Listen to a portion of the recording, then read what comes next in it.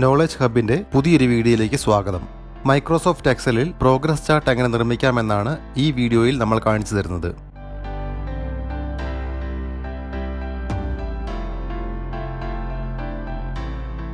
ഇതിനായി 3 മാസത്തെ sales figure ഉള്ള ഒരു ടേബിൾ റെഡിയാക്കിയിട്ടുണ്ട്. 3 മാസത്തെ ടാർഗറ്റഡ് സെയിലായി നമുക്കൊരു 1 ലക്ഷം എടുക്കാം. 3 മാസത്തെ ആക്ച്വൽ സെയിൽ എമൗണ്ട് 78,000 ആണ്. അപ്പോൾ ടാർഗറ്റിലേക്ക് എത്താനായി 22,000 വേണ്ടത്. ഇതിൽ നിന്ന് നമുക്ക് എന്ത് മനസ്സിലാക്കാന്ന് വെച്ചാൽ ടാർഗറ്റിന്റെ 78% നമ്മൾ അച്ചീവ് ചെയ്തത്. ഇതാണ് നമ്മൾ പ്രോഗ്രസ് ചാർട്ടിൽ കാണിക്കുന്നത്. ഇനി നമുക്ക് അച്ചീവ് ചെയ്തതിനും റിമൈനിങ്ങിനും ഓരോ പെർസെൻറ്റേജ് കോളം കൊടുക്കണം. ഈ 2 സെല്ലിന്റെയും ഡാറ്റ ടൈപ്പ് പെർസെൻറ്റേജ് ആക്കിയതിനു ശേഷം achieved sale divided by target എന്നുള്ള ഫോർമുല അപ്ലൈ ചെയ്യുക.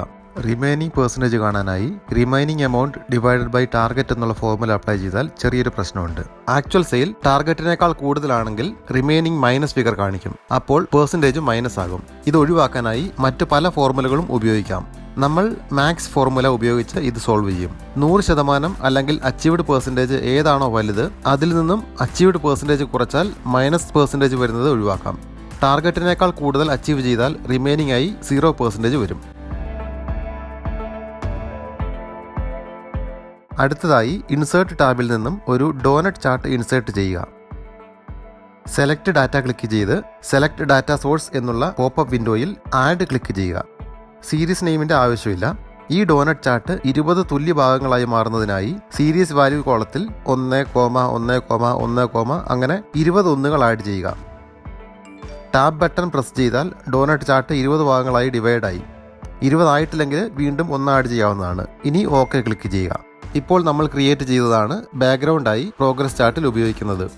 അടുത്തതായി അച്ചീവ്ഡ് സെയിലിന്റെയും റിമൈനിങ് എമൗണ്ടിന്റെയും പെർസെൻറ്റേജ് കാണിക്കാനുള്ള ചാർട്ട് ആഡ് ചെയ്യണം. ആഡ് ബട്ടൺ ക്ലിക്ക് ചെയ്ത് സീരീസ് നെയിമിൽ ഇഷ്ടമുള്ളൊരു പേര് കൊടുത്ത് സീരീസ് വാല്യൂ ആയി അച്ചീവ്ഡിന്റെയും റിമൈനിങ്ങിന്റെയും പെർസെൻറ്റേജ് സെൽ സെലക്ട് ചെയ്ത് ഓക്കെ ക്ലിക്ക് ചെയ്യുക. ഇനി നമ്മൾ ആദ്യം ക്രിയേറ്റ് ചെയ്ത 20 ഭാഗങ്ങളുള്ള ചാർട്ടിൽ ക്ലിക്ക് ചെയ്ത് സെലക്ട് ചെയ്യുക. ശേഷം റൈറ്റ് ക്ലിക്ക് ചെയ്ത് format data series option select ചെയ്യുക. റൈറ്റ് സൈഡിൽ വരുന്ന വിൻഡോയിൽ നിന്നും ഫിൽ ഓപ്ഷനിൽ നിന്ന് സോളിഡ് ഫിൽ സെലക്ട് ചെയ്ത് ഇഷ്ടമുള്ള ചാർട്ട് കളർ സെലക്ട് ചെയ്യുക. അടുത്ത സ്റ്റെപ്പ് ചാർട്ട് ഫീൽഡിൽ ക്ലിക്ക് ചെയ്ത് change chart type option select ചെയ്യുക. പോപ്പപ്പ് വിൻഡോയിൽ ഏറ്റവും താഴെയുള്ള കോംബോ ഓപ്ഷൻ സെലക്ട് ചെയ്ത് 2 ചാർട്ടിന്റെയും ചാർട്ട് ടൈപ്പ് ഡോനറ്റ് സെലക്ട് ചെയ്യുക.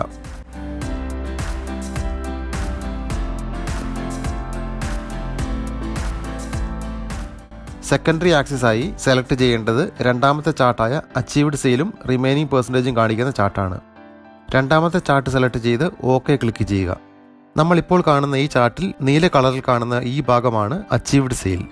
ഓറഞ്ച് കളറിൽ കാണുന്ന ഈ ഭാഗം ആണ് റിമൈനിങ് പെർസെൻറ്റേജ്. ഇതിൻ്റെ ബാക്ക്ഗ്രൗണ്ടായി 20 ഭാഗമുള്ള നമ്മുടെ ആദ്യത്തെ ചാർട്ടുണ്ട്. അച്ചീവ്ഡ് സെയിലിൻ്റെ ഈ നീല കളർ ട്രാൻസ്പെറൻ്റ് ആക്കിയാൽ ബാക്ക്ഗ്രൗണ്ടിലുള്ള ആദ്യത്തെ ചാർട്ട് കാണാം. അടുത്ത സ്റ്റെപ്പായി ഇതാണ് നമ്മൾ ചെയ്യാൻ പോകുന്നത്.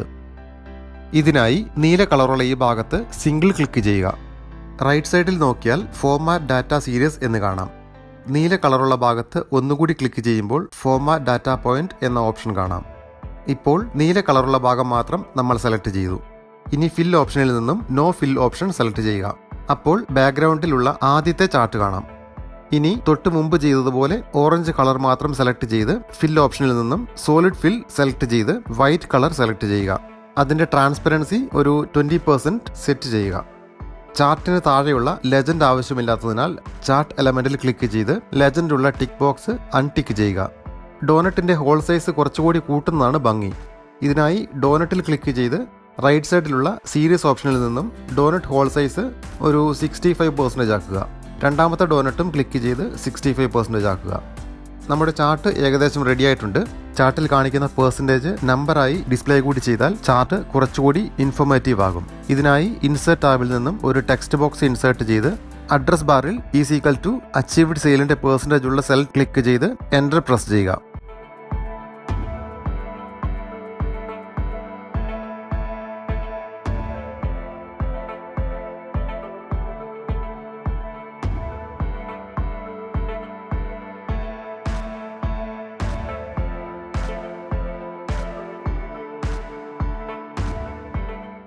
ഫിഗേഴ്സ് മാറുന്നതിനനുസരിച്ച് പ്രോഗ്രസ് കാണിക്കുന്ന നമ്മുടെ പ്രോഗ്രസ് ചാർട്ട് റെഡി.